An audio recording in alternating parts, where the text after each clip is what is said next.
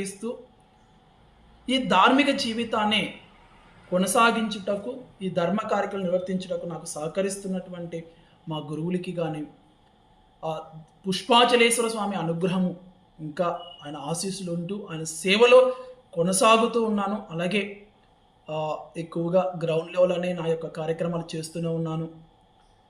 So, ఇలానే ఈ జీవితం కూడా ఇంకా కొత్తగా నేర్చుకోవాల్సినటువంటి ఇంకా నేర్చుకుంటూ ఈ ధార్మిక జీవితాన్ని ఒక ఉన్నత స్థితికి తీసుకెళ్లాలనేటువంటిది నేను ఆకాంక్షిస్తూ, మార్పు అనేటువంటిది ఒక జరిగింది కాబట్టి నేను సంతోషంగా, సగౌరవంగా నేను ఈరోజు చెప్పాలనుకున్నాను. సో, పవిత్ర దారం, ఆ యజ్ఞోపీతం అనేటువంటిది, ఆ యజ్ఞోపీతాన్ని నేను ఇంకా పవిత్రంగా కాపాడుకొని ఈ నా యొక్క